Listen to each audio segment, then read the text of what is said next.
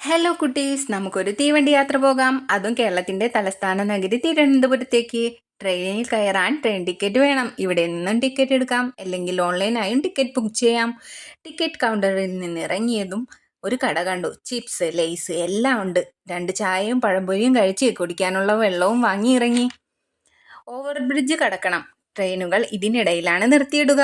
Train ടിക്കറ്റിൽ പറഞ്ഞിരിക്കുന്ന വിധം പ്ലാറ്റ്ഫോം നമ്പറും സെക്ഷനും നോക്കി വേണം ട്രെയിനിൽ കയറാനായി നിൽക്കാൻ. ഇല്ലെങ്കിൽ പണി പാളും. റെയിൽവേ സ്റ്റേഷനിൽ വന്ന് ടിക്കറ്റ് എടുത്ത് പറഞ്ഞിരിക്കുന്ന പ്ലാറ്റ്ഫോമിൽ നിന്ന് വേണം ട്രെയിൻ കയറാൻ. കരയിലെ ഏറ്റവും വലിയ വാഹനമാണ് തീവണ്ടി. അതിന് സഞ്ചരിക്കാൻ റെയിൽ പാളം വേണം. കൂകി വിളിച്ചു വരുന്ന ഒരു തീവണ്ടിയെ കണ്ടുകൊണ്ടാണ് ഓവർ ബ്രിഡ്ജ് ഇറങ്ങിയത്. പാളത്തിലൂടെയുള്ള അതിൻ്റെ ഒരു വരവ് ഒരു പെരുമ്പാമ്പിനെ പോലെ തന്നെ തോന്നും. വണ്ടിയിൽ കയറാനുള്ള ഇടമാണ് പ്ലാറ്റ്ഫോം. തീവണ്ടിയിൽ വന്ന് നിന്നതും അതിൽ കയറാനുള്ള ആളുകളുടെ തിരക്ക്. ദൂരയാത്രയ്ക്ക് ആളുകൾ ആശ്രയിക്കുന്നത് തീവണ്ടിയാണ്. കുട്ടികളെയൊക്കെ രക്ഷിതാക്കൾ കൈവിടാതെ പിടിച്ചിരിക്കുന്നു. വളരെയേറെ ശ്രദ്ധിക്കേണ്ട ഇടമാണിത്. ഒരിക്കലും നിങ്ങൾ കൈവിട്ടു പോകരുത്. ചായ്, വട, കാപ്പി എന്നിങ്ങനെ നീട്ടി വിളിച്ചുകൊണ്ട് ആളുകൾക്കിടയിൽ ഒരു കച്ചവടക്കാരൻ. കൂൾ ഡ്രിങ്ക്സ് വേണമെങ്കിൽ അതിനും ആളുണ്ട്. ട്രെയിനിൽ നമ്മുടെ ആവശ്യാനുസരണം പല കാറ്റഗറിയിൽ യാത്ര ചെയ്യാം. First class, second class, sleeper class എന്നിങ്ങനെ. പെട്ടികൾ, വട്ടികൾ, ഭാണ്ഡക്കെട്ടുകൾ എല്ലാം പെറുക്കി കൂട്ടിയാണ് ആളുകൾ നിൽക്കുന്നത്. ഞങ്ങളും അങ്ങനെ തന്നെ. ട്രോളി ബാഗുകളാണ് സഞ്ചരിക്കാൻ സുഖപ്രദം. ട്രെയിനിൽ കൂടുതൽ ലഗേജ് കയറ്റേണ്ട സാഹചര്യത്തിൽ ഈ വരുന്ന വണ്ടി കണ്ടോ, ഇതുപയോഗിക്കുന്നു. അങ്ങകലെ വെളിച്ചം വീശിക്കൊണ്ട് ഞാനിതാ എത്തിയെന്നും പറഞ്ഞുകൊണ്ടാണ് നമ്മുടെ ഭാരത് എക്സ്പ്രസ് വരുന്നത്. കൂകി വിളിക്കാനൊന്നും പറ്റില്ല. വേണേൽ കയറിക്കോ എന്ന മട്ട. വന്നതും നിന്നതും പോണതും ഒന്നും അറിയില്ല. ട്രെയിനിനെ നോക്കി സൗന്ദര്യം ആസ്വദിച്ച് നിന്നാൽ ഇതങ്ങ് പോകും. വേഗം കയറിക്കോ എന്ന വാണിംഗ് കിട്ടിയതും പെട്ടികൾ സജ്ജമാക്കി വെച്ചു. ട്രെയിൻ വരുമ്പോൾ അടുത്ത് നിൽക്കാൻ പാടില്ല. മഞ്ഞ നിറത്തിലുള്ള ബോർഡർ ലൈനു പുറത്തായി വേണം നിൽക്കാൻ. വളരെയേറെ അപകടമാണ് ട്രെയിനിൻ്റെ അടുത്ത് നിൽക്കുന്നത്. അതുകൊണ്ട് കുട്ടികളാരും അടുത്ത് നിൽക്കരുത് കേട്ടോ. വെള്ളയും നീലയും നിറമാണിതിന്. വണ്ടി നിർത്തിയതും ഞങ്ങൾ കയറി. ഫുള്ളി എയർ കണ്ടീഷനർ ആണ് ഈ ട്രെയിൻ.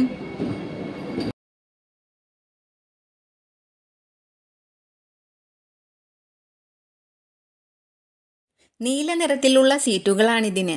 ആകാശത്തിലെ നക്ഷത്രങ്ങൾ എന്ന പോലെ ഇടയ്ക്ക് കുത്തുകളും കാണാം. ഒരു ചെറിയ ടേബിൾ സ്പേസ് ഫ്രണ്ട് സീറ്റിലായി അറേഞ്ച് ചെയ്തിരിക്കുന്നു. ഫുഡ് റെസ്റ്റും ഉണ്ട്. നമുക്ക് ഭക്ഷണം കഴിക്കാനും ലാപ്ടോപ്പ് ഉപയോഗിക്കാനും അതുമല്ല മറ്റു സൗകര്യാർത്ഥം എങ്ങനെയും ഉപയോഗിക്കാം. ഓവർഹെഡ് സ്പേസ് ലഗേജ് വയ്ക്കാനുള്ളതാണ്. നിരന്നിരിക്കുന്ന ലഗേജുകളെല്ലാം കൃത്യതയോടെ അടക്കി വച്ചിരിക്കുന്നത് കാണാം. വാട്ടർ ബോട്ടിൽ എല്ലാവർക്കും വിതരണം ചെയ്തുകൊണ്ട് ഒരു ജീവനക്കാരൻ എത്തി. നീലമയം യൂണിഫോം, നീല നിറം, എല്ലാം വളരെ നീറ്റ് ആൻഡ് ക്ലീൻ ആണ്. ആദ്യമായി വന്ദേ ഭാരത് കയറിയതിൻ്റെ ത്രില്ലാണ് എനിക്ക്. അല്പസമയത്തിനകം എത്തിയ ഫുഡ് എല്ലാവർക്കും ലഭിക്കില്ല. ട്രെയിൻ ടിക്കറ്റ് എടുക്കുന്ന സമയത്ത് ഓർഡർ ചെയ്യണം. ഞങ്ങളും ഫുഡ് ഓർഡർ ചെയ്തിരുന്നു. റൈസ്, ചപ്പാത്തി, കേട്, പനീർ, പരിപ്പ് കറി, ഐസ്ക്രീം ഇതൊക്കെയാണ് കിട്ടിയത്. മുൻപരിചയമില്ലാത്തത് കൊണ്ട് ഞാൻ എൻ്റെ നിരീക്ഷണ പാടവം വർദ്ധിപ്പിച്ചു. ഇതൊക്കെ എങ്ങനെ കൈകാര്യം ചെയ്യും? ചേട്ടൻ എന്നെ നോക്കുമ്പോൾ എല്ലാം ഞാൻ കറക്റ്റായി ചെയ്യുന്നു. വലിയ ഗമയിലൊന്ന് ചിരിച്ചു. ഇതല്ല, ഇതിനപ്പുറം എനിക്കറിയാമെന്ന മട്ടിൽ. ഭക്ഷണശേഷം നല്ലപോലെ ഉറങ്ങി. എഴുന്നേറ്റത് തിരുവനന്തപുരം എത്തിയപ്പോഴാണ്. ഒരു കുലുക്കവുമില്ല. നല്ല സുഖമുള്ള യാത്ര. ആളുകൾ കുറവായിരുന്നു പ്ലാറ്റ്ഫോമിൽ. പുറത്തിറങ്ങാനുള്ള തയ്യാറെടുപ്പുകൾ നടത്തി. ഇതൊരു നല്ല അനുഭവമായിരുന്നു.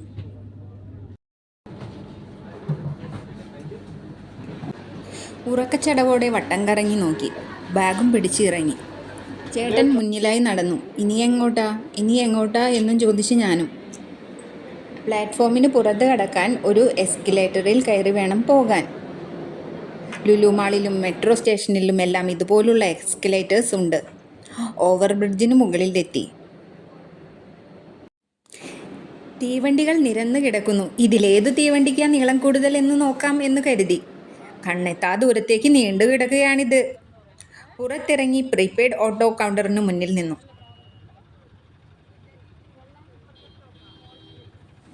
ഓട്ടോകൾ നിരനിരയായി വന്നു നിൽപ്പുണ്ട്.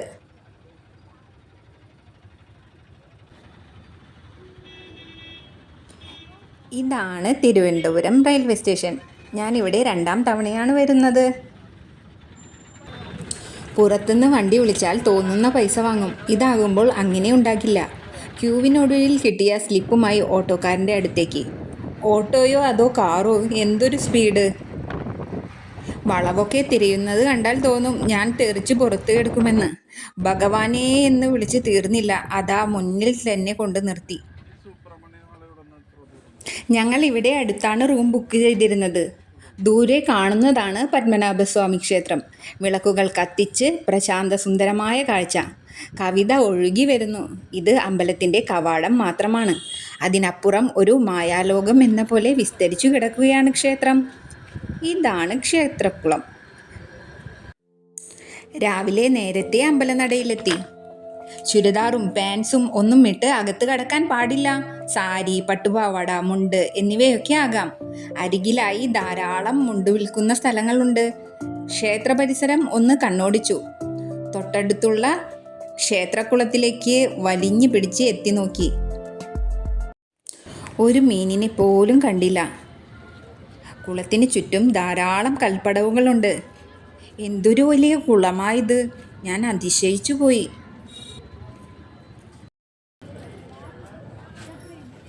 ചെരുപ്പുകൾ വയ്ക്കാൻ ഈ ഷെൽഫുകൾ ഉപയോഗിക്കാം. ബാഗും മൊബൈലും സ്മാർട്ട് വാച്ചും എന്തിന് താക്കോൽ വരെ അമ്പലത്തിനകത്തേക്ക് കടത്തിവിടില്ല. അതെല്ലാം ക്ലോക്ക് റൂമിൽ ഏൽപ്പിച്ചേ പോകാവൂ, ഇല്ലെങ്കിൽ ഇരട്ടിപ്പണിയാകും. ക്ഷേത്ര ദർശനം നടത്തി തിരിച്ചിറങ്ങി കടകളിലേക്ക് ഒന്ന് കണ്ണോടിച്ചു. എന്തൊക്കെ സാധനങ്ങളാ! കയ്യിൽ അണിയുന്ന രുദ്രാക്ഷങ്ങൾ, കുബേര വിഗ്രഹങ്ങൾ. ഇനി വരുമ്പോൾ ഞാൻ ഇതൊക്കെ വാങ്ങും. ഇപ്പോൾ എൻ്റെ കയ്യിൽ പൈസ ഇല്ല. കൈ നിറച്ച് സാധനങ്ങളും വാങ്ങി ഞാൻ പോകുന്ന ഒരു ദിവസം വരും. ദേവന്മാരുടെ ഫോട്ടോ ഫ്രെയിം ചെയ്ത് വെച്ചിരിക്കുന്നു. കൃഷ്ണൻ്റെ ഫോട്ടോ കണ്ടപ്പോഴാ ഒരു കാര്യം ഓർമ്മ വന്നത്. ഇന്ന് കണ്ണൻ്റെ നടയിൽ പ്രാർത്ഥിക്കുമ്പോൾ ഒരു കുഞ്ഞു വാവ അവൻ്റെ അച്ഛൻ്റെ കയ്യിലിരുന്ന് കുഞ്ഞിക്കൈകൾ കൂപ്പി തമ്പോ കൃഷ്ണ, ഉണ്ണിക്കണ്ണ എന്ന് വിളിച്ച് പ്രാർത്ഥിക്കുകയാ. അവൻ വിളിക്കുന്ന വിളിക്ക് മറുഭാഗം വിളി കേൾക്കുന്ന ഒരു അനുഭൂതി. പരിസരം മറന്ന് ഞാൻ നിന്നു. ഞാൻ എന്നെ മറന്നത് പോട്ടെ, ചേട്ടൻ എന്നെ മറന്നു വെച്ചു. ആകെ വട്ടം കറങ്ങി നട്ടം തിരിഞ്ഞു. ഫോണുമില്ല. കറങ്ങിത്തിരിഞ്ഞ് അമ്പലം ചുറ്റി പുറത്തിറങ്ങി. എന്നെയും തിരിഞ്ഞ് നിൽക്കുന്ന ചേട്ടൻ. ഒരു ഡയലോഗ്. ഇത് ഞാൻ പ്രതീക്ഷിച്ചത് തന്നെയാ. പുള്ളിക്ക് എന്നെ നല്ലതുപോലെ അറിയാം. പല വിധത്തിലുള്ള മാലകൾ തൂക്കിയിട്ടിരിക്കുന്നു ഈ കടയിൽ. നിറങ്ങളെല്ലാം ഒന്നിനൊന്ന് മെച്ചം. അതിലൂടെ കണ്ണോടിക്കവേ ഒരു രൂപം. ഇത് ഞാൻ പലയിടങ്ങളിൽ കണ്ടിട്ടുണ്ട്. വലിയ വാഹനങ്ങളിലും വീടുകളിലും മറ്റും. കണ്ണ് തട്ടാതിരിക്കാനുള്ളതാ എന്നാ എൻ്റെ ഒരു അറിവ്. പുറത്തേക്ക് കടന്നു. ഒരു കച്ചവടക്കാരൻ. പണ്ട് ഇതുപോലൊന്ന് മാധവിന് വാങ്ങിയിട്ടുണ്ട്. പാവകളുടെ ഇടയിലൂടെ നടന്നു. വെള്ളത്തിലോടുന്ന ബോട്ട് കണ്ട് നിന്നു. പണ്ട് വട്ടകയിൽ വെള്ളം നിറച്ച് ഓടിച്ചിട്ടുണ്ട് ഞാൻ.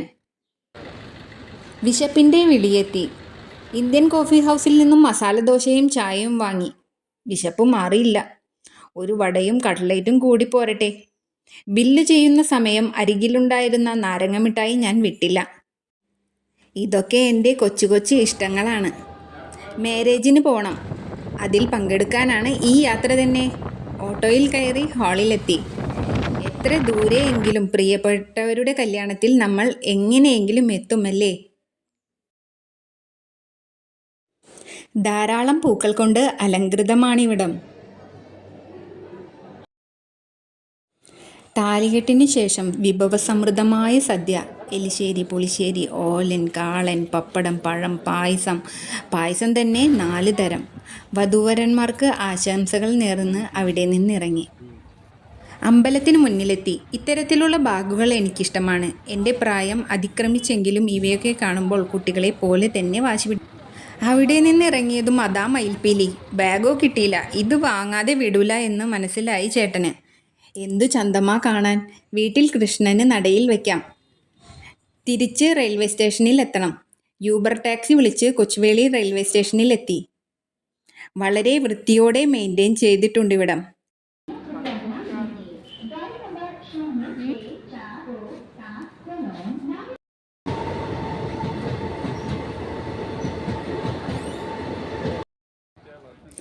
ട്രെയിനുകൾ നിരനിരയായി നിർത്തിയിട്ടിരിക്കുന്നു. ആളുകൾ വളരെ കുറവാണ്. മടക്കയാത്ര ആരംഭിച്ചു.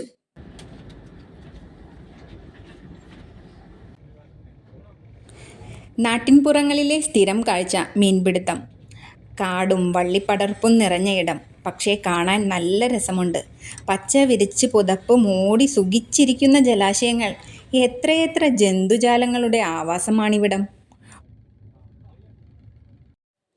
പുഴകളും ചതുപ്പുനിലങ്ങളും കണ്ടൽക്കാടുകളും നിറഞ്ഞ ഭംഗിയുള്ള സ്ഥലങ്ങൾ.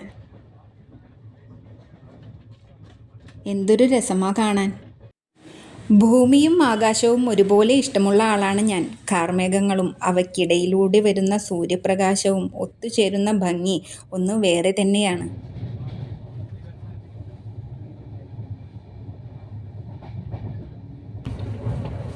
പ്രകൃതി അവളുടെ സൗന്ദര്യം ഇങ്ങനെയുള്ള സ്ഥലങ്ങളിൽ വാരി വിതറുകയാണെന്ന് തോന്നും. കുന്നും മലയും കയറിയിറങ്ങി കാട്ടാറുകളെ തഴുകിത്തലോടി, പച്ചപ്പുതപ്പിൻ ചില്ലകൾ മാറ്റി, പാഞ്ഞും ചരിഞ്ഞും ചാഞ്ചക്കമാടി, പോകുന്ന വണ്ടി, കൂവുന്ന വണ്ടി, പാളത്തിൽ ഈണത്തിൽ മൂളുന്ന വണ്ടി. എത്രയെത്ര വിശേഷങ്ങൾ എണ്ണിപ്പറയാം ഈ തീവണ്ടി യാത്രയ്ക്ക്, അല്ലേ? നല്ല യാത്രകൾ എപ്പോഴും ജീവിതത്തിൽ മുതൽക്കൂട്ടാണ്. ഓർമ്മകളുടെ, കാഴ്ചകളുടെ, സന്തോഷത്തിൻ്റെ എല്ലാം ചേരുവയാണിത്. ഇത് എൻ്റെ ആദ്യ ലോങ് വീഡിയോ ആണ്.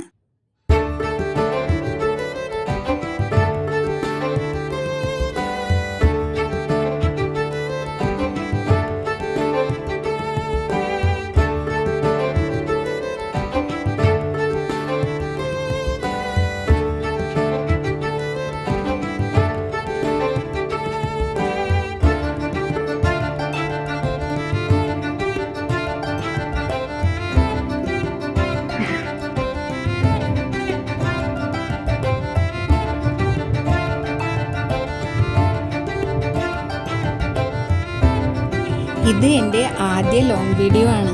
എല്ലാവരും നമ്മുടെ ചാനൽ ഒന്ന് സബ്സ്ക്രൈബ് ചെയ്തേക്കണേ.